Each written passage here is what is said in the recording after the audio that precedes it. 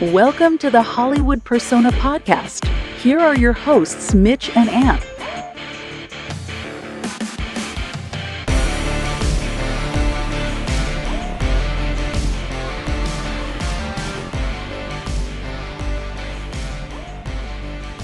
How do I do this? Okay. Welcome to the Hollywood Persona, everybody. New episode. We're doing a different kind of episode today. Not different, but we have so much news and other stuff to talk about that this is going to be one episode. And then our movie reviews, which we also have a lot to talk about, like The Color Purple, Poor Things, Wonka, Society of the Snow, which we want to get to. So we're going to do a whole episode of that, and that will be released later in the week. But I'm Mitch. That's Ant. How are you doing, Ant? Doing great, man. Yeah, we got a lot to talk about. Tons of movies to do. I'm excited. We got to get through this. Yeah. And we're getting close to putting together our top 10 of 2023. You and I both have a couple movies we want to see, so we will get that soon. I was just thinking about it at work, and American Fiction is coming to my city this weekend, so I'll see that. The only one I'm probably not going to be able to see, it looks like, is Zone of Interest. So yeah, I was going to ask you why don't you, are there any others you're waiting to see? So for me, it's All of Us Strangers, which thankfully I have a ticket for on Thursday. Okay.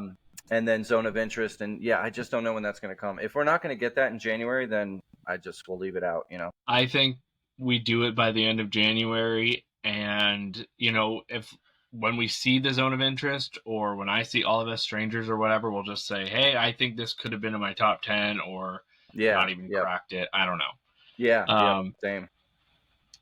So lots of podcast business. The first thing, Ant and I, kind of with the new year, we discussed a few days ago, and we've let it sit and decided what we're going to do with the Patreon. So we have decided to move our Patreon to just a $5 a month catch-all. And this is if you want to support us and you like the show and you want to support, and it's much appreciated. When I started the Patreon, I started with really high hopes of doing all these things, and kind of forgot about how busy we are, and I feel like we're pushing movies, and we're not finding the time for doing the things we wanted to do as well. So I apologize if it was a little bit of a failure or anything like that, but we're just going to kind of restructure it. We're still going to do extras for Patreon, like as we see the time and timing fit. I think in like a month or so, we'd like to ask our Patreon members for movies they want us to see. Yep. And like this was Ant's idea. It was a really good idea. So, and then we will have all of our listeners vote on the movie we watch and discuss. So then we're watching something that our fans, or not fans, we don't have fans, but our listeners would like us to. So you can all vote on it, but the Patreon members get to pick the movies that we. So we're going to move to some different things like that. I want to thank our listeners. We still owe Matt a movie, which we are going to review as well. So obviously we haven't forgot about you, Matt. I will reach out to you. Well, I already know the movie, but he's the best. Love you, Matt. Thanks, man. Thanks. Yeah. I don't know. Did you want to say anything else on that? I don't know if did I cover it all? No, I think you got it. Yeah. I think this is a good change. Like you said, we were just overwhelmed. We just have too much already, and it's hard. What we had set up at first would have just caused us to not meet the deadlines anyway. So this is a better change. We'll see how it goes. Even Matt said to me like a while ago, he said like, he's like, I'm doing this because I want to support you guys, and like I don't want to make any extra work for you, and that was really sweet of him. That's nice. Anyways, so I didn't think it was going to be like crazy work at first, but I've kind of cut out things. We're not going to do the little black box of movies anymore, just because if I see an older movie, I still have the box. I'm going to pick movies out of it and watch them myself. Yeah. But I'm not going to hold myself anymore to those kind of guidelines. I did a lot of that last year, and it just didn't work for me. I asked my friends, and I said I was going to watch a movie a month from different people, and I cut back on my horror group. Like, we're watching a new horror movie every 2 weeks now, just so I want to watch what I want to watch at times. Yeah. And then from my end of it, I try to go to the movie theater every single night if I can, every single night. And so adding more onto that is tough. It's tough. I can do it, but it's hard to, say get off work, then watch a movie, then go to the movies, or vice versa. Go to the movies, come home and watch another movie. It's hard. It's tough. So, I feel like, I think that the value of this podcast that we can give is that you, by baseline, watch a shit ton of movies streaming. And then me, by baseline, I would do it whether we do this podcast or not, watch a shit ton of movies in the theaters. And I think that's what makes this a good effort, is because we can cover a whole bunch, since you and I's approach is slightly different, right? Like, I do everything in the theater, and of course you go to the theater a lot too. Too much, but not well, I think that makes us cover a huge range of it, Yeah. So just 2024, we're just new year. We want this podcast to evolve and grow. And if anybody has any suggestions or whatever, we're more than happy to hear that. So yeah. And I think we should also mention in this section that Mitch has been posting a ton of clips and stuff to Instagram and YouTube. I've gotten some feedback recently, Mitch, from people. A few of my friends that hadn't listened before saw it either on Instagram or YouTube, and were like, cool. Hey, I didn't know you were doing the podcast. Are you still doing it?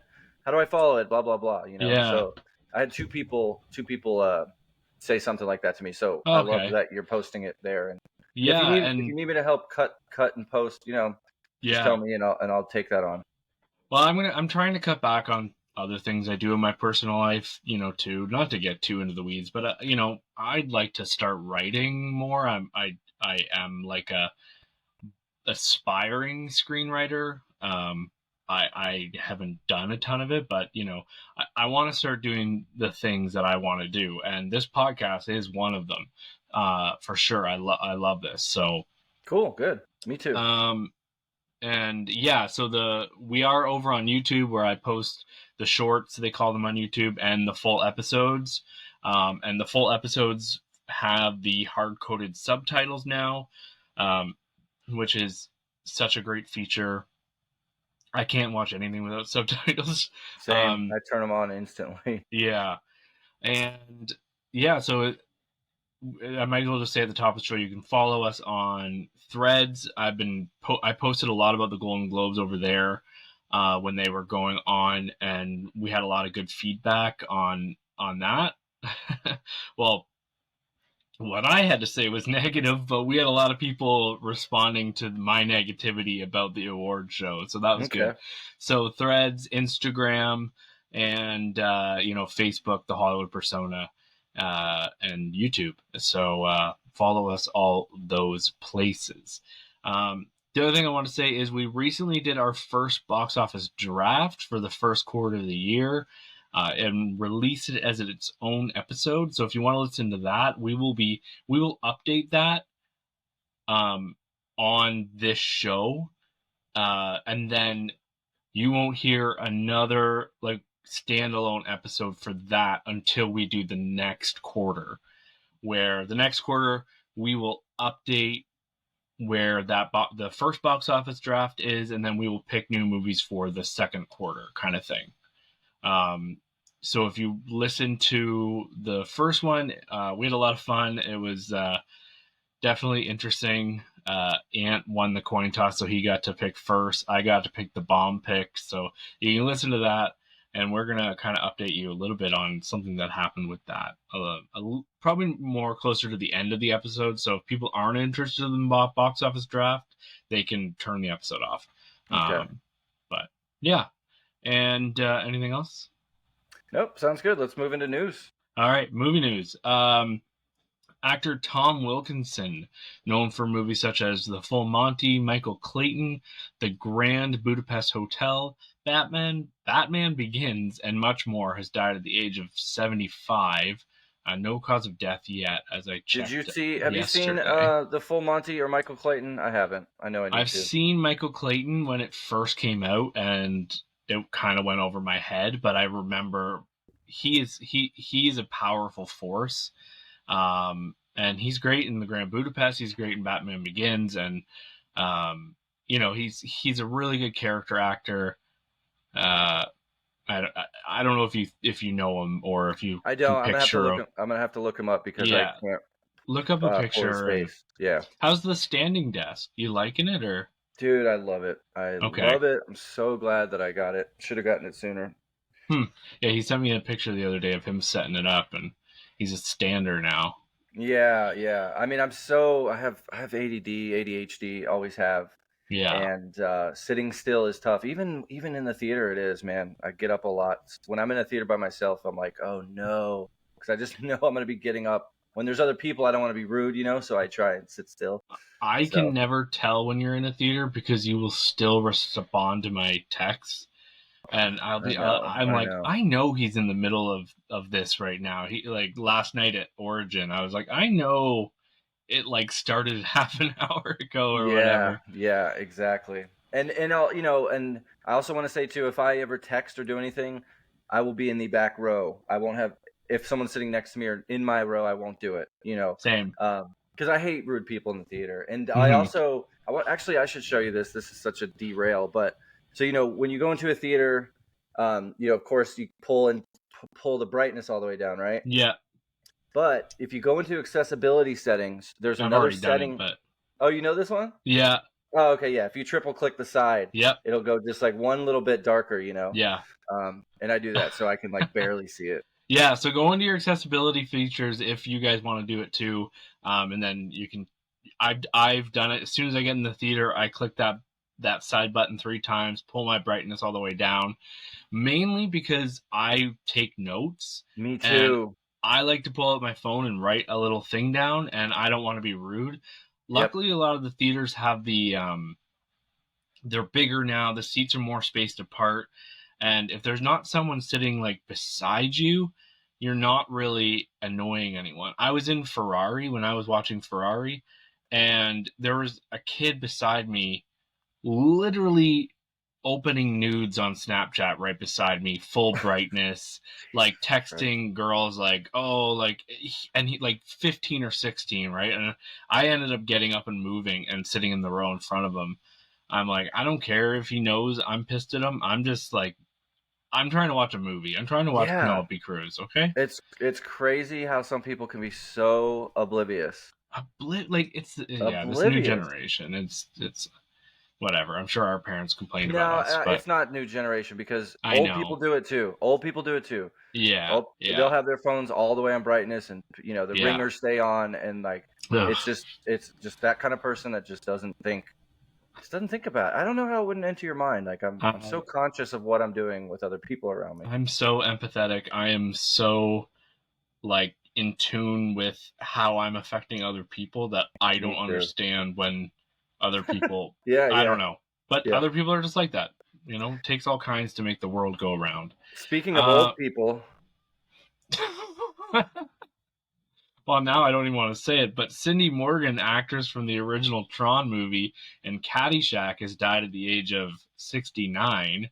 No, wait, who is she in Caddyshack?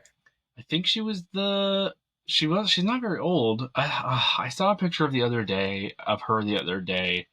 Oh my God, that's crazy because I was visiting with family this past weekend, and my cousin, who is the daughter of my uncle, who is someone. Oh yeah, that's Lacey. That's Lacey Underall from. Oh my God, that's crazy. I got to text my uncle as soon as we finish this podcast. Yeah. He just showed my 14-year-old cousin Caddyshack, and he's like, I've been waiting because the nudity and it'll be awkward and all that. So wow. I was talking to her, and I was like, was it awkward to see the boob scenes, with your dad in the room? And she was like, yeah, kind of. Oh, she was like, oh, yeah.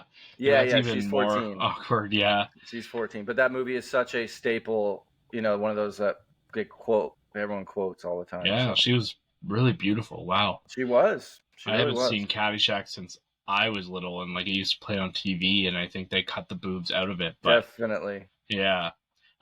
David Soul, who, we may not know his name, but I know my mom does and my dad, who played Hutch in the original 1975 TV show Starsky and Hutch, just died at the age of 80. And Ana Ofelia Marguia, known for her role in Coco as the Mama Coco, has passed away at the age of 90. She sang the award-winning song "Remember Me." That's the one at the end of the movie, right? Yeah. Yeah, that was beautiful. Yeah, it was. Okay, so now I'm going to rant a little bit about something that's I've been fighting on the internet about, and this is Star Wars has a new movie coming out that is surrounded, which is about Rey. And she's going to be the main focus, and her focus is on training the new Jedi Order and how that's going. We're going to see a little bit of the future after Rise of Skywalker. Director Sharmeen Obaid, things she has said. I saw this. I know about this, actually. Oh, and it is making my blood boil. So what she said last week, she said, "I am very thrilled about the project because I feel what we're about to create is something very special." This is what she was telling the CNN. "We're in 2024 now, and it's about time that we had a woman come forward to shape a story in a galaxy far, far away." Well, didn't this get some insecure men going back through her history and looking into who she is and stuff, and they found an interview where she was talking about some of the movies she has made in her life, like award-winning documentaries. This is happening now. And so you are watching the lessons of, and it's a dramatization of the lessons of it. As an activist and an artist, do you make that calculation?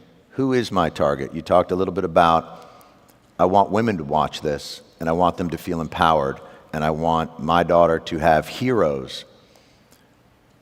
I couldn't help but notice a thread through each of these, that the men were assholes. And I'm wondering,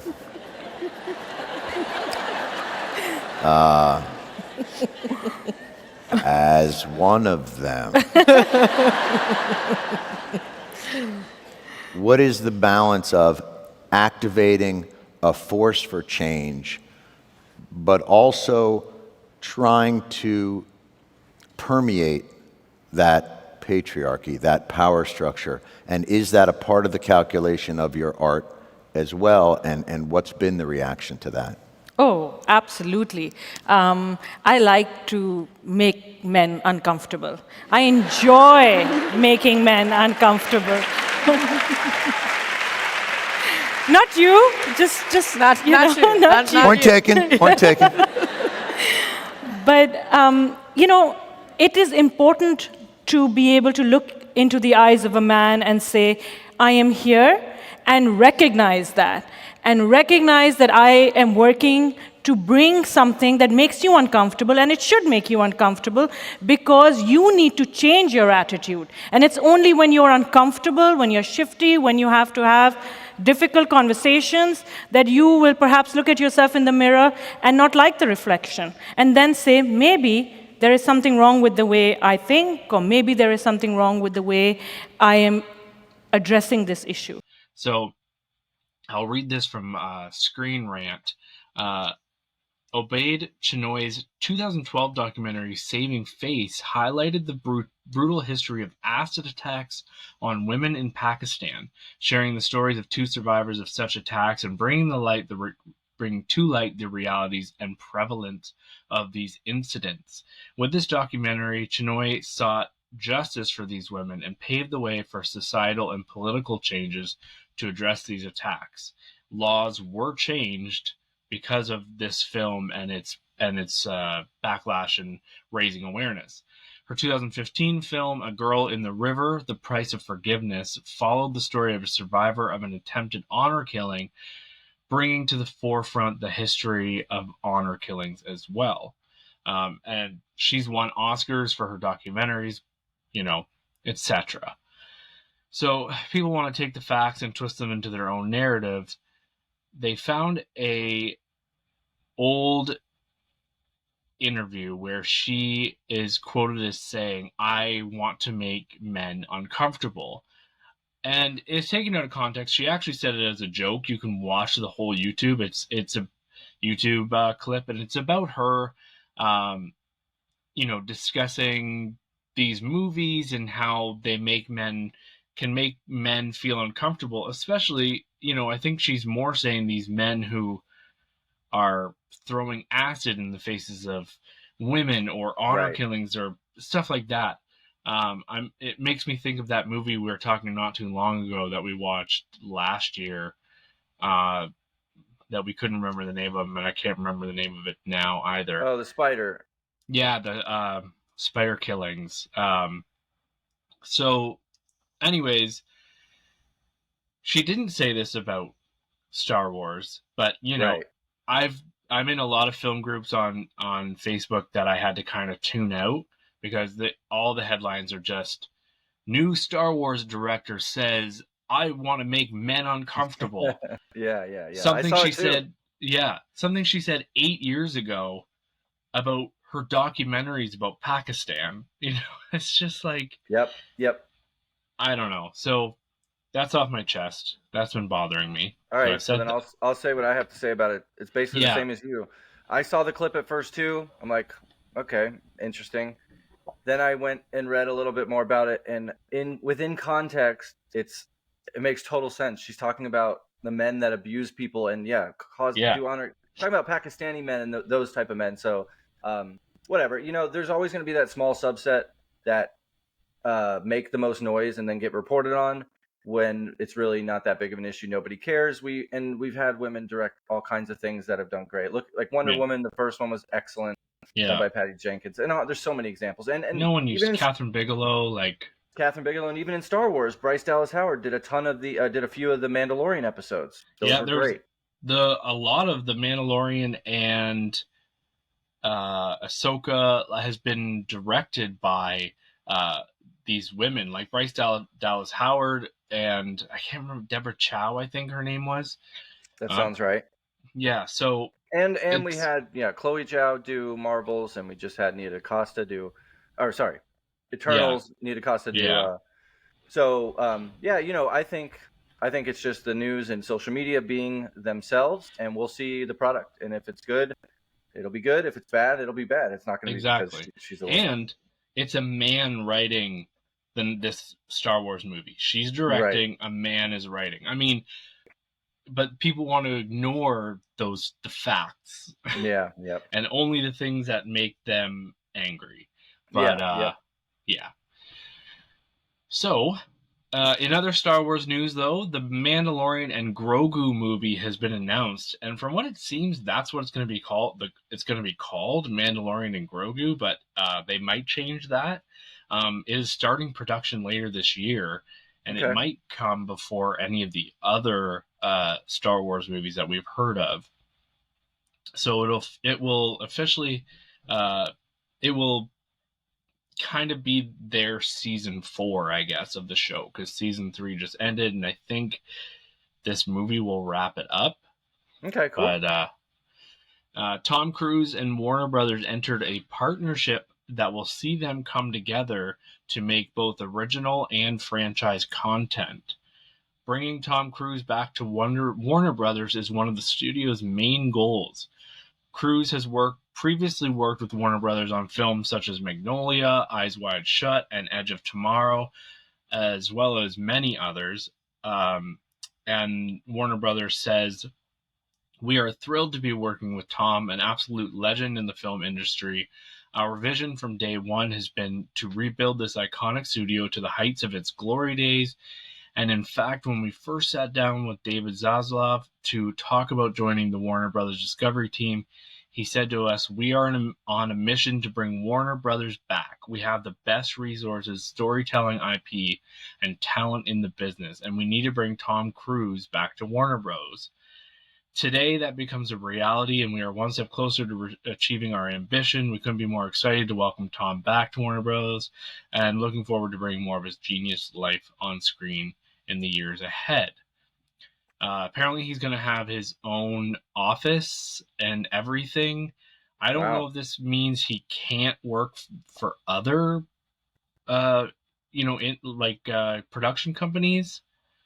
That's a very outdated thing that they used to do. They used to Clark Gable was owned by Universal, Paramount. Right? He had a contract with them to do 8 movies or blah blah blah. And I don't know what this means, but obviously Tom Cruise is kind of our biggest movie star that actually brings in people. So it's a smart move on Warner Brothers' part, but. Yeah, cool. All those movies you mentioned in the run-up are great movies. So yeah, exactly. You'll see. Hopefully they can replicate it. All right, Gerald. News came out that Gerard Butler is reprising his role of Stoic. Is that how you say it? Yeah. Yeah. From the upcoming live-action reboot of How to Train Your Dragon 2025 release date. I'm surprised it took him this long to do something with that property. I know there are people who are huge fans of those movies, including my aforementioned 14-year-old cousin. She loves those. So yeah. So that'll be good. Steamboat Willie, a Disney short film from 1928. Everyone knows it. It's used in a lot of their intros when they're doing the production studio intros during movies. It's him, on a steamboat spinning the wheel, whistling. From 1928, has just entered the public domain, including and Minnie Mouse, meaning its characters allowed to be used in any sort of art now. And just like we saw last year with Winnie the Pooh, 2 Mickey Mouse horror movies are in the works, one by the same director of that Winnie the Pooh, Blood and Honey. I think I've seen pictures or something of the Mickey Mouse one. It looks terrible, just like the other one did. But the whole name of this game is to be first to market, and you'll get enough money to make your money. It's just a money-making thing. I'm sure there probably will be somebody creative that comes along and does something cool, but boo, this looks right stupid. Now it's like whenever something enters the domain, it's like, okay, we can make it a horror movie. It's like, well, that's not very creative. Like right. And I think it's because of the taboo of taking something children love to making it scary, Yeah. Oppenheimer director Christopher Nolan says that his Peloton instructor didn't know who he was during the class and brought up his film Tenet, saying, "Did anyone see this? That's a couple hours of my life I'll never get back again." I did hear about this. In response, the instructor, Jen Sherman, said via Instagram, "Listen, it was 2020. It was a dark time. I'm on the platform teaching my little class and running my mouth off like I'm known to do. I may not have understood a minute of what was going on in Tenet. That shit went right over my head. But I have seen Oppenheimer twice, and that's 6 hours of my life that I don't ever want to give back." So kind of a nice ending there. Apparently, I thought that he was in a class, but apparently I heard on the middle class film class today that Peloton bikes, they have the video in them, and then you're watching an instructor. Yeah, that's right. So she had no idea he was watching. Yeah. So that was I wrote that a little bit confused, but he was accepting an award from the New York Film Critics Society for best director or best movie or something, and he told that story, which is funny because Christopher Nolan, he seems so kind of dark and brooding sometimes. Yeah. So that's that is funny. And Tenet was a confusing movie. I saw it 3 times, I think. Me too. And I still feel like I'm not smart enough to understand it, and that's okay. Every time I think I understand it, something else happens in the movie, and I'm like, but wait. Yeah, but wait. Now I don't get it again. Yep. So I liked it though. I do. Sometimes I like being made to feel stupid by someone that's smarter than me, and that's cool. I can be humbled. And I did like Tenet. I thought it was cool. Me too. It was really cool, really creative, and it was cool that they even released a movie like that to the general public, Oh, exactly. All right, so next story. This one is exciting for me because I know, and you too, I'm sure, the Safdie brothers, who we both love dearly. Those are the directors of Uncut Gems and Good Time. They're splitting up and working on their own projects now. Benny Safdie said it's natural progression of what we each want to explore. I'll direct my own, and I'll explore things I want to explore. I want the freedom right now in my life. I don't see any problem with this. The Coen brothers have done different things, just like that Shakespeare movie we saw the other year. Yeah. That was Ethan Coen and then only. Joel has one coming out this year. Yep. So that's perfectly fine. Good for them. Good for them. Netflix new movie, May December, real-life inspiration for the characters of Joe Villafulau, is upset over the film's portrayal, feeling his story was exploited without consultation. He said, quote, "I'm still alive and well. If they'd reached out to me, we could have worked together on a masterpiece. Instead, they chose to do a ripoff of my original story. I'm offended by the entire project and lack of respect given to me, who lived through a real story and is still living it." I can see why he'd feel that way. Definitely. I don't think he was portrayed in a bad way in the movie. I think he was kind of painted as a victim in the movie, which I think he is in real life. And, the movie never says their name, or, the movie doesn't directly say anything that it's tied to that incident. It just is obviously influenced by that incident. And I'm sure a lot of what happened with Natalie Portman's character, like, I don't think any of that happened. Right. So obviously they were attempting to tell their own story with some similar outliers. Yep. So that's fine. I don't disagree with, or I don't want to invalidate his feelings. And then I still think Tod Haynes. Was it Tod Haynes? Yeah, director? Tod Haynes. Yeah. Yeah. I still think Tod Haynes did a great job with that. Me too. All right, so let's move into box office for this last weekend. Yeah. I'm gonna just cover the top 5. Yeah, I'm gonna just cover the top 5. So Wonka is still in number one place. It made 14.4. This is its third week. In its third week, yep, and it's doing really well. Its total domestic is 164 million, and worldwide it's over 460. Wow. With its budget of only 125. So that's doing really, really well. I'm actually surprised. I thought it wouldn't do this well because of the last Wonka movie we got with Johnny Depp, the Tim Burton. Oh, yeah. That one didn't do that well. Maybe it did, but it wasn't liked. I think word of mouth has really pushed this one, and everyone loves Timothée Chalamet right now, blah, blah, blah, blah. There's a lot of reasons. And when a movie's good, it sits in theaters for a while, and people still go to see it. Yep. Night Swim enters the picture at number 2. So Wonka in its third week made more than this new horror movie. It brought in $12 million, which really ain't that bad. It could have brought in 8 or 5, 10. So that's okay. The movie I saw it, and I'll review it or mention it later, but it's not very good. I didn't like it. Yeah. It's a January horror movie. My expectations were pretty low anyway. At number 3 is Aquaman and the Last Kingdom. That brought in another 10.6.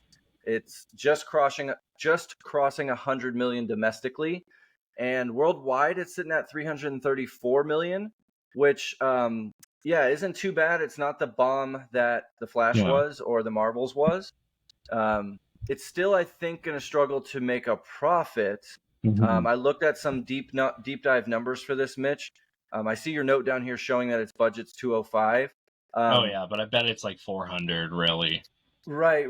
Or that 334 worldwide, they don't get all that back because a big chunk of it is from China, and China gives back only like 25% of box office receipts there. I think I remember the stat from the deep dive I looked into.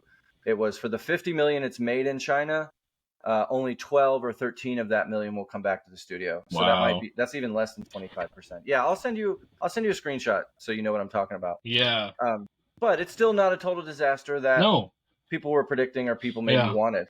It's not bad. It's not bad. It's not great, but it's not horrible. Then Migration is still doing okay in 4th this weekend, just below Aquaman, 10.2 million. Mm-hmm. It's grossed 77 worldwide. This is the lowest grossing Illumination Animation Studio movie. Really? It will be. Yeah. Just because they've had such massive hits like Minions, Secret Life of Pets. Was that them? Shit, that might not be them. No, but, it is. Okay, it is. okay. Minions. Yeah, Minions. Secret Life of Pets. Yeah. So yeah, their products are usually gross way higher, but it's a competitive marketplace right now for kids stuff. You got Wonka, Trolls, and Migration, and then let alone the other movies that maybe older kids could see, like The Color Purple or The Boys in the Boat. And then at number 5 is Anyone But You. That one actually gained money this time and didn't have a drop from week to week, which that's pretty normal for Christmas release movies. Yeah. So it's sitting at 43.7 worldwide. It made 9.5 million last week. Jeez, I wish I had that in the box office draft. What's that? I wish I had that in the box office draft. If I know, right? It probably is making like double its budget already or something. Yeah. Anyways, it's doing just fine, and that is also another pretty bad movie. I've seen that one. You did see it? Yeah, right. I went to see it for Sydney Sweeney, of course. And it's just a corny. Oh, it's painfully corny romantic comedy. So, but Florence some of the people really liked it. Florence. She did. Yeah. Okay. Yeah. I'm not the audience for it. So that's fine. And then rounding out the top 10, The Boys in the Boat, The Color Purple, The Iron Claw, Ferrari, and Poor Things. Yeah. So that's the box office for this past weekend. Yeah. I'll talk. I've got some coming to streaming things. Disney Plus's new Daredevil spin-off Echo will start streaming on January 10th. So that's today. Its first episode. I think there's going to be like 6 or 7 episodes. Did you like the original movie? I know that it's like really cringe with Ben Affleck. No. I know. Like, it's weird because this one is like, it has Vincent D'Onofrio. He plays like Kingpin, and he was in the Daredevil show that they had, and then they brought him back. Or it's all confusing because now Charlie Cox plays Daredevil, but he had his own show. But then he was in Hawkeye, and then he was in Spider-Man: No Way Home. I don't know. It's all confusing. But okay. So she's like a deaf superhero. Echo. Yeah, Elektra's the. Oh. Yeah, no, sorry. Echo. She's kind of like an anti-villain, or what do you call those? Yeah, so anti-hero. Yeah, anti-hero kind of thing. So Seth MacFarlane's new TV series Ted, based on the hit movie Ted, starts streaming on Peacock on January 11th. It is about Ted going to high school with Mark Wahlberg's character. Holy shit! Sorry, guys. Obviously, it's not Mark Wahlberg's not in it, but it's like his character when he's young. So that could work. I think the charm of Mark Wahlberg helped that movie a lot, and of course Seth doing the voice of Ted. I don't know if he does the voice in this one. I would assume he does. Yeah, he does. Yeah. So that could be funny. Yeah. Who knows? I mean, I still like Family Guy. So do you. So yep. Who knows? But he doesn't really have anything to do with Family Guy anymore. Just the voices. True Detective Season 4, starring Jodie Foster and Callie Reyes, starts streaming January 14th. Killers of the Flower Moon is finally hitting Apple Plus on January 12th. Wow. So if you have Apple Plus, you can watch it. And I don't know if it's extended at all. I haven't heard anything about that yet. Apparently Kevin Hart has a new movie hitting Netflix called Lift this weekend, and it follows a master thief and her ex-boyfriend who team up to steal $100 million in gold bullion being transported on a 777 passenger flight. 777. Yeah. We'll see. That sounds kind of like the movie Plane from earlier this year. Oh, yeah. Sounds kind of like a January Netflix drop. Yep. Self-Reliance, which you almost saw in theaters, right? I did see. You did? I did. I saw them both. With Jake Johnson and Anna Kendrick? Yes, and it's actually pretty damn funny, and it surprised me. So here, I'll tell you what I did, because, your confusion is warranted. I thought you didn't see it. They were both showing on the same night. Book of Clarence and actually I need to write that down up here. Oh, I did. Okay. Okay, yeah. So they were both showing on the same night, an hour apart. So I left the Book of Clarence to go sit in when Self-Reliance started because the Book of Clarence is fine, but it just wasn't pulling me in, and I knew I could see it this coming weekend. So I'm going to go back and finish it. I'll just go an hour late. I saw like an hour and 20 minutes of it, so I think I have an hour left. But they were spaced an hour apart, but the other one had trailers and the first one didn't. So I got to like really see a lot of them. But Self-Reliance, it's a cool premise, really fun. Anna Kendrick doesn't come up until way later in the movie, but it's Jake Johnson's directorial debut, and it's pretty funny. It's black a good comedy. Premise. It says the premise is he's a schlub. His life's kind of shitty. He's living with mom still at age 30, whatever, and these like German or foreign TV producers come to him and say, "Hey, we're doing a reality show. You just have to stay near someone for the next 1 month, and you'll get $1 million. If you don't, these assassins are gonna be hunting you to kill you, and they will kill you. But as long as you're with someone 24/7, meaning with someone 24/7, like in the bathroom, in the shower, in the bed, everywhere." So that's how the story goes off. So he goes to his family to say, "Hey, I need one of you," and they're like, "What are you talking about?" And so he, then maybe finds someone who can stay with him, a homeless person. Maybe he can pay him a little bit of money to stay around him. So yeah, it's really funny. And the guy from The Lonely Island is in it, and he's funny. Oh, that's good. What's his name? The shit out of myself. I accidentally played a trailer. Andy Samberg. Thank you. Yeah, Andy Samberg has a fun cameo early on. So yeah, when it comes out, check it out.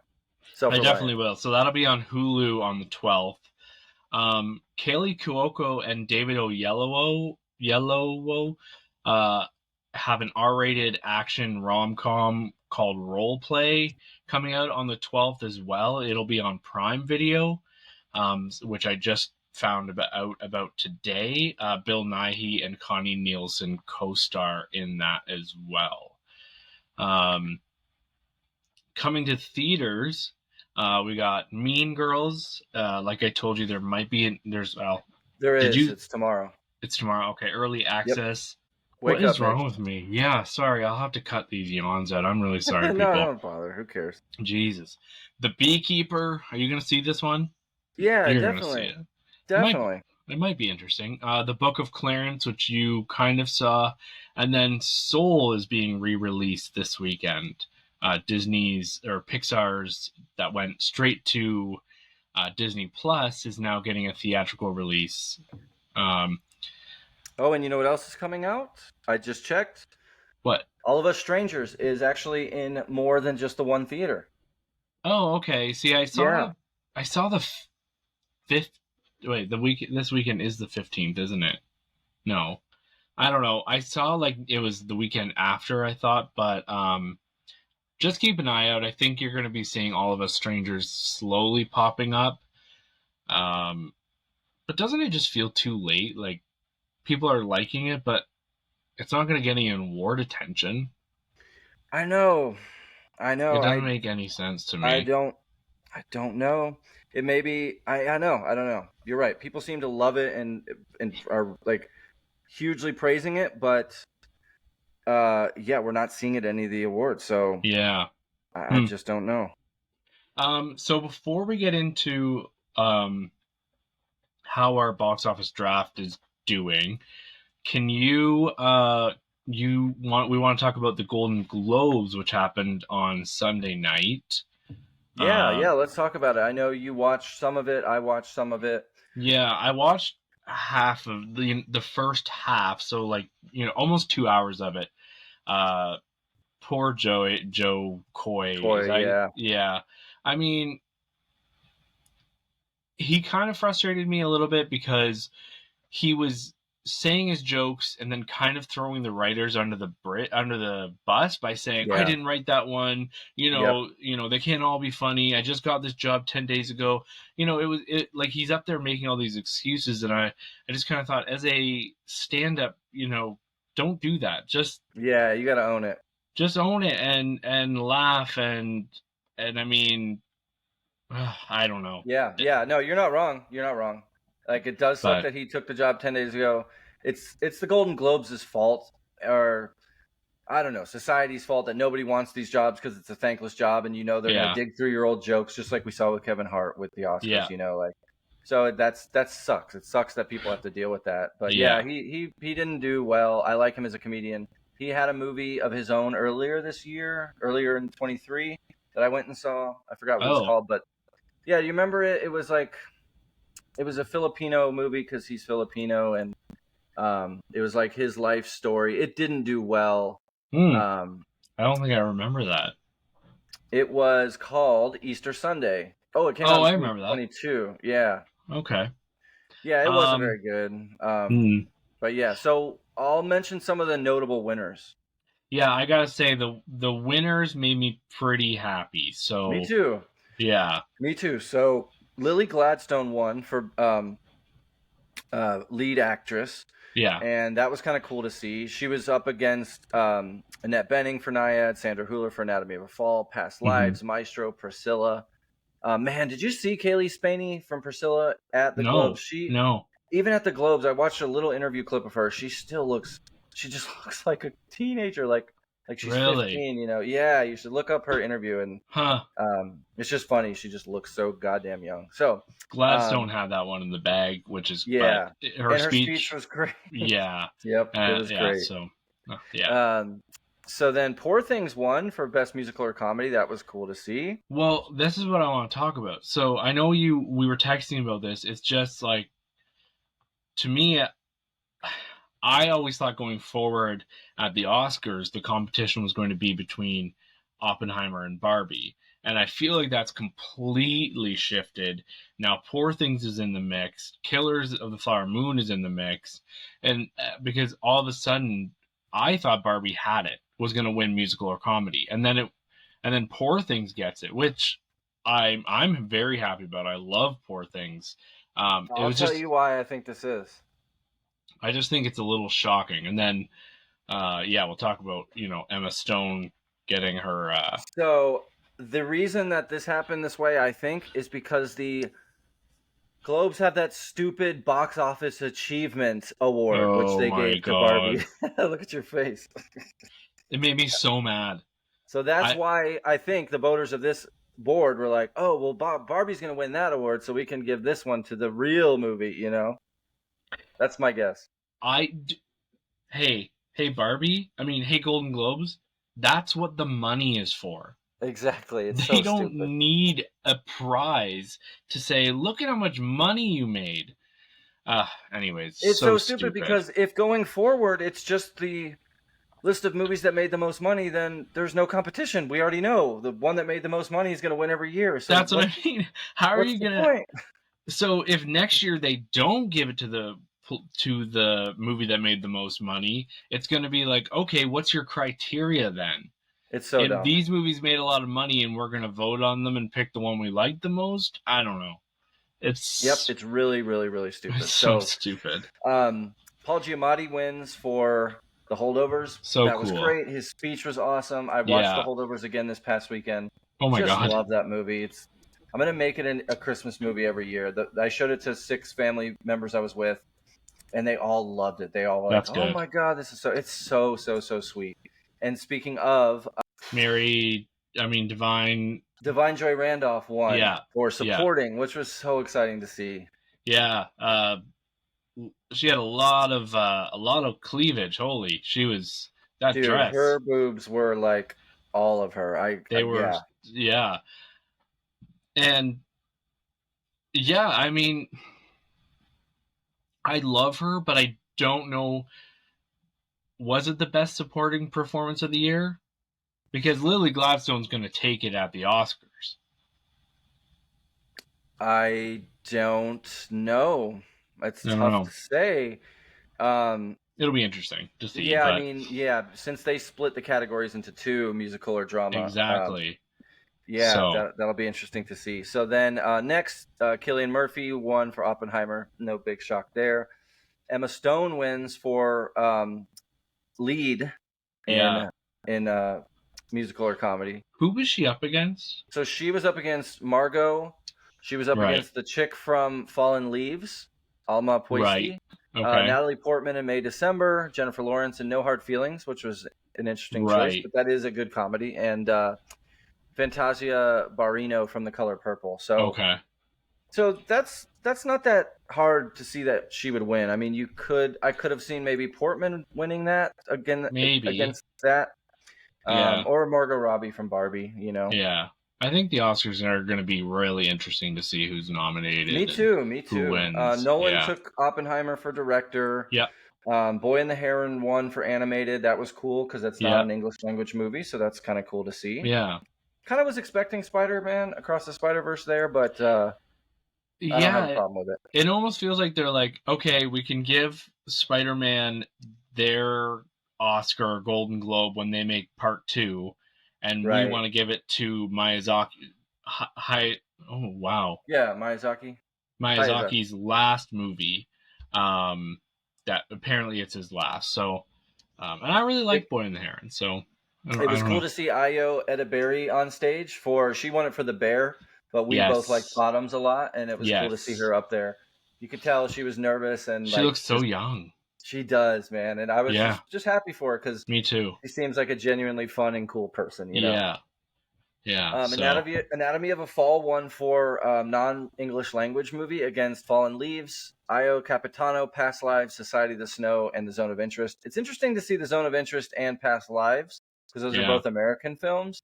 Yeah. But and Past Lives is listed as non-English, and there's a lot of English in that movie. English. Is that what their category is called? Is non-English? Non-English language. Huh. Right? That's weird. And The Zone of Interest is set in the UK/USA, so who knows? Huh. Who knows? Anyways. So that's... Oh.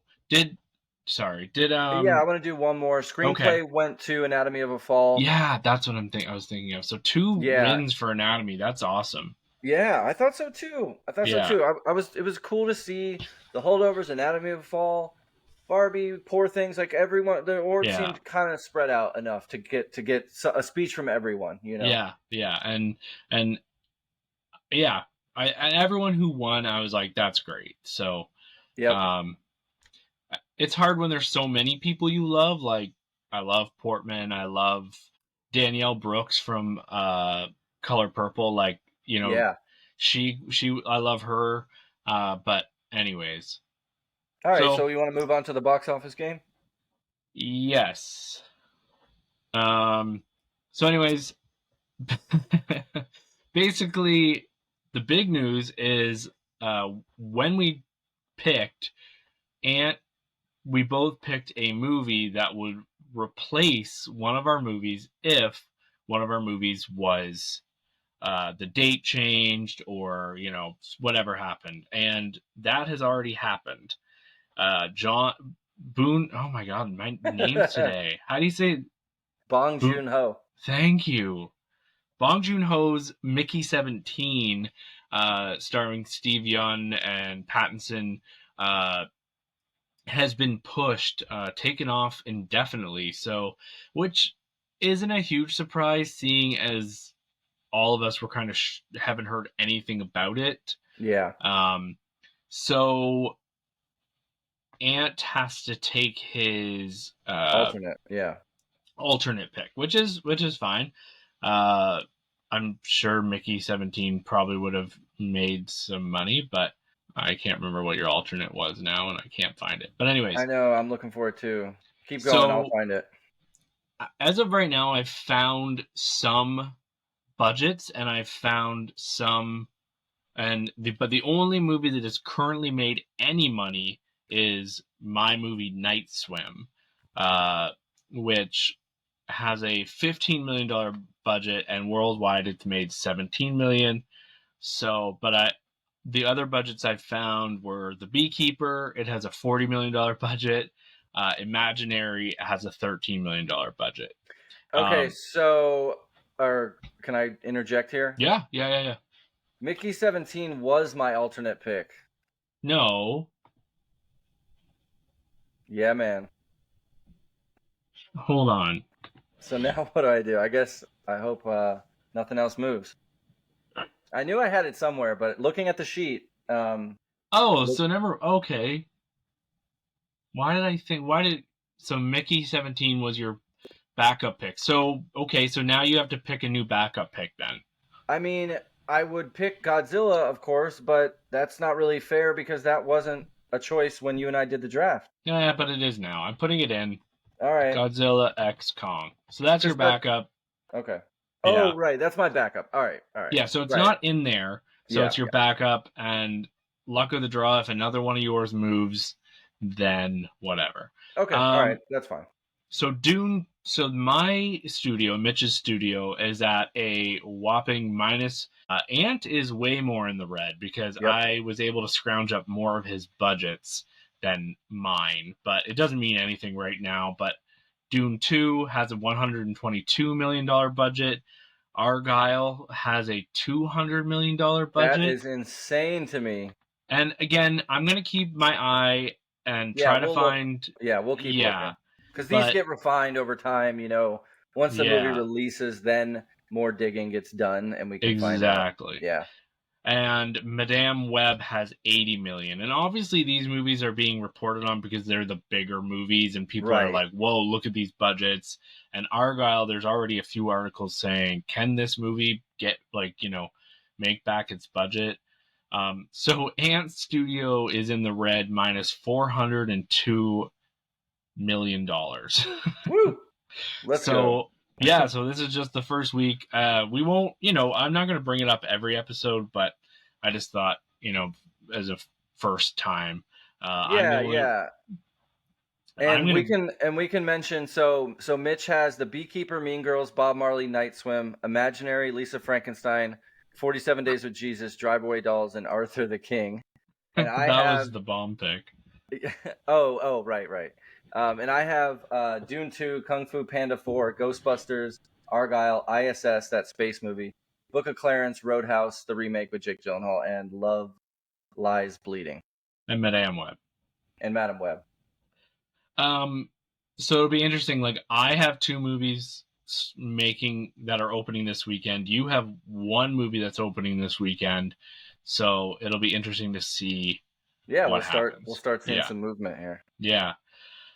All right, everyone. Well, I think that's everything we wanted to I think so too. I think that's it. And this is good. This is an hour. This is perfect. Yeah, we just knew we had a lot to get to. We'll be back soon with our episode with just reviews coming up next. Yeah. All right, everyone. We will see you next episode. Thank you for listening. Go follow us on stuff, and you will hear from us soon. Thanks, guys. Talk to you soon. Bye. Thank you for listening to the Hollywood Persona podcast. You can find us on Instagram, YouTube, and Facebook at The Hollywood Persona. Feel free to email the show at thehollywoodpersona@gmail.com and make sure to rate, share, and follow on whatever platform you're listening to our show on. It's the little things that help. Thank you. And you little shithead, you're staying here.